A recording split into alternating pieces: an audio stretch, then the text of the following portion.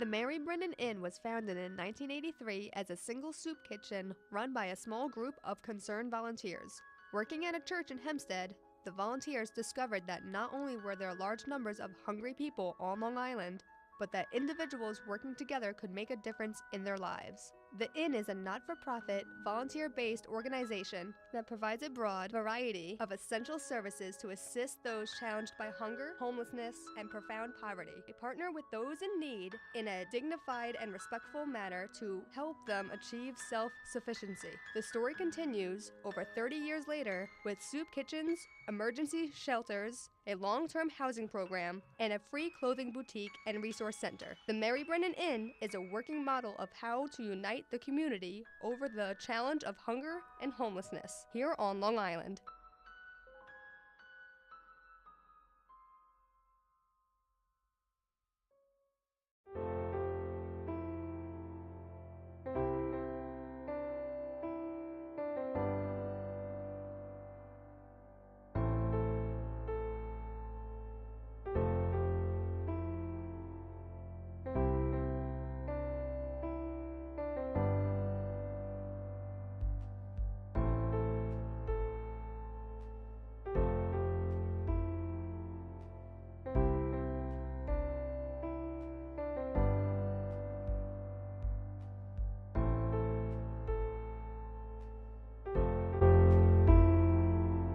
Okay, my name is Jean Kelly, Jeankelly. I'm the executive director of the Inn.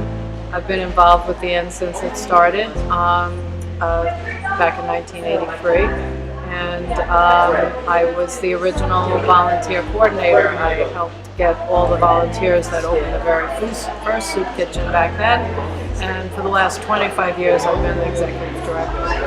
So I'm very aware of what it takes to run a soup kitchen, because I've helped open this one and continue to help other communities where we opened other soup kitchens with people in the community, and now they're all operating independently.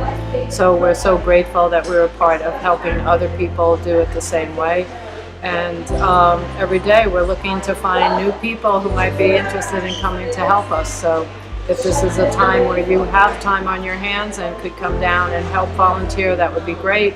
If not, if you could just make a contribution and go on our website, www.the-in.org, and see how you could support us while you're living your own life. We'd be very, very grateful for that. My name is Dana Lopez, and I am the Director of Marketing and Communications for the Inn. The Inn was started in 1983. It started as a soup kitchen, the first soup kitchen in Nassau County, and it was started by a group of college students at Hofstra University who wanted to make a difference right here on Long Island in their own communities. They had been doing community service outside of Long Island in Brooklyn and realized that there was a need here where they lived, and so they started the Mary Brennan Inn, which was the first soup kitchen in Nassau County, and it has grown since then. My name is Nora White, and I am the events manager for the Inn. I've worked in soup kitchens when I was in high school and in college, helping prepare the meal or serving different guests, and so it really helped when I started working here. This will actually be my first time doing it, so I'm really excited to learn more about it. I have volunteered at something similar, like a soup kitchen, where we kind of handed out food to the general public, but that was outside and it was nothing nearly like what they do here. And I've never worked in or volunteered in a soup kitchen before. I've done a lot of social service work in different areas, and I found out about the Inn because I just moved back to Long Island after being in school, and I was looking to get involved. And I've always known about the Inn from when I was in high school. I remember at my school we did a towel drive for the Inn, and so I was looking to get involved, and I got in touch with Michelle. We were talking about soup kitchen volunteering, and then she also mentioned about the Young Professional Engagement Committee, both of which sounded very appealing to me. All of the in-kind donations that's not a food item is received in this area, and it has to be sorted. We couldn't do it without volunteers.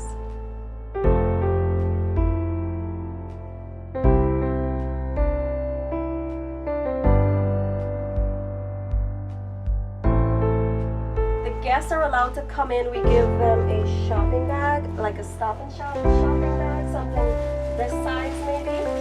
And they are allowed to come in and fill it up with everything they want to. What's different about this pantry from any other pantry you might encounter is that we don't decide for the guests what they take. We want them to choose. The power of choice is really, really, really important when we're dealing with people in need. Depending on how stocked we are, we do have some limits. For example, we do have limits in because we don't have enough of his men's clothes, so we do have a limit on that. Guests will come in about groups of 10 to 15. They'll shop for 15 minutes. After that, they can look around and pick whatever they want. After that, they check out, and then they're able to take whatever, just take it. Welcome to the Center for Transformative Change. In this space, we have guests who we work with one-on-one to help them learn skills, get certified in their skills. We do mock interviews with them. We help them go online and complete their employment applications. We help them get identification. We help them to get government benefits if they're entitled to it. But if they're entitled to it, we walk them through the process because it can be really intimidating, accessing services. We assist people with housing. It means helping them to get an apartment, helping them to furnish the apartment, talking them into getting into the apartment because they're so used to being on the street, it's hard to trust something that looks so good. So here there's a lot of emotional work that's done, and there's a lot of the intangible in terms of employment and housing and benefits and so on.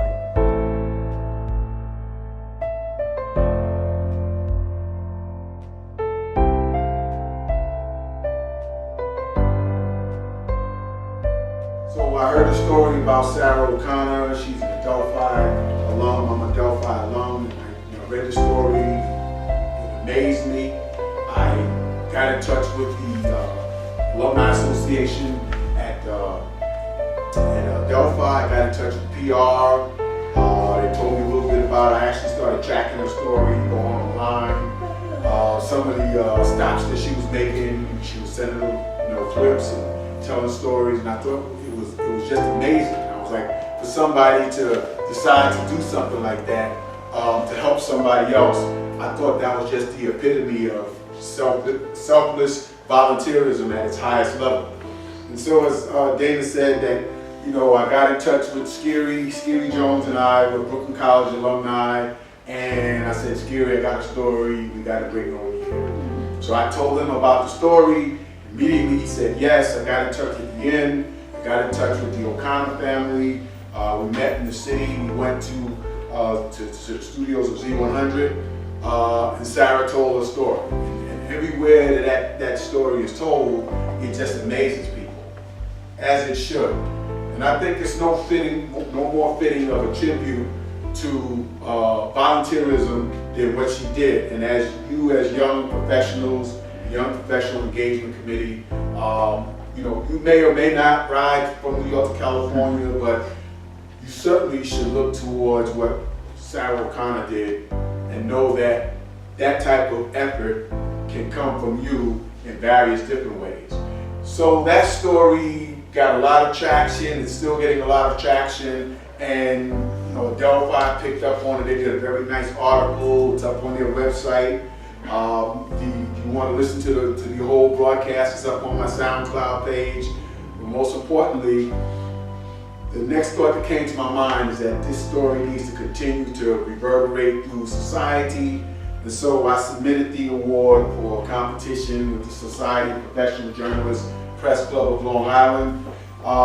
And the ceremony was in June. There were over 600 people there. They gave out tons and tons and tons of awards.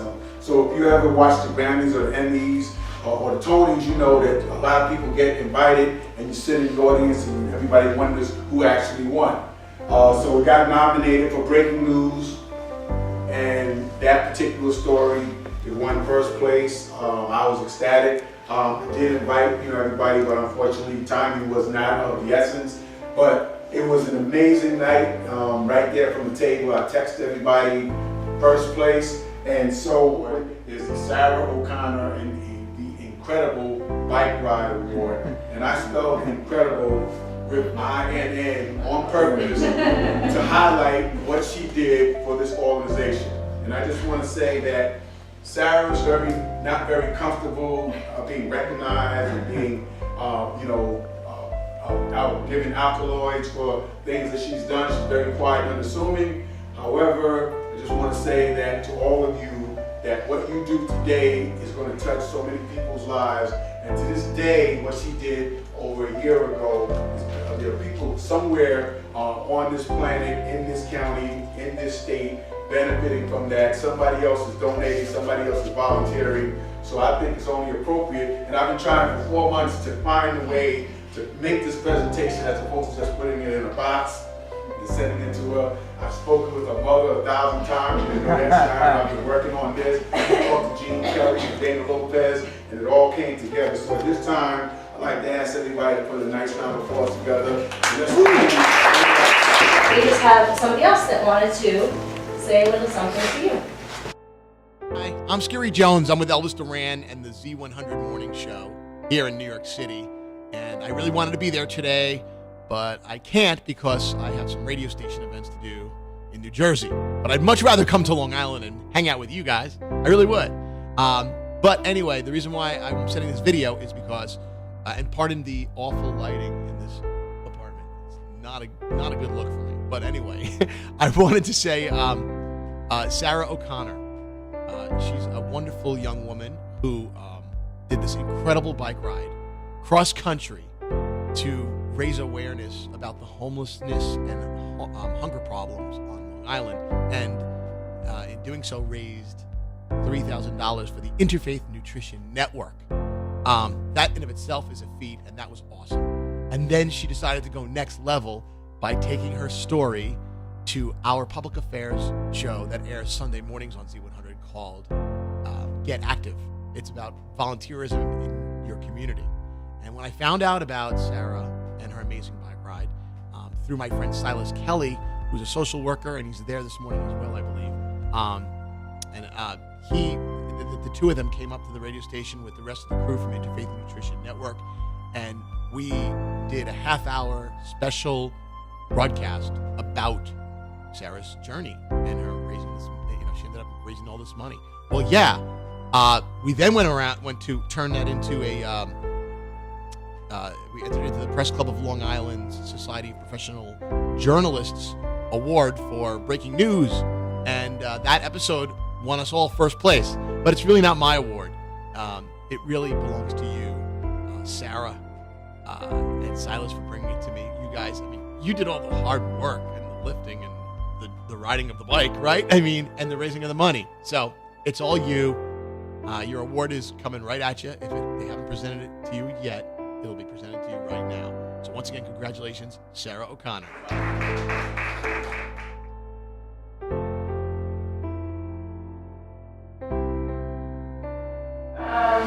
Yeah, so I don't really like speaking sometimes. But in all honesty, I didn't necessarily do much if it wasn't for the thousands of people who helped me out along the way. I would have just been this person on a ridiculously long bike ride. So really, it's just about a collaborative effort, and I did one part of it, but everybody here did so much, and everybody who just saw it on Facebook and donated a couple dollars, that's really what made the difference. So I feel like that's everything to keep in mind. One person can do a little bit, but it's kind of all of us together. That's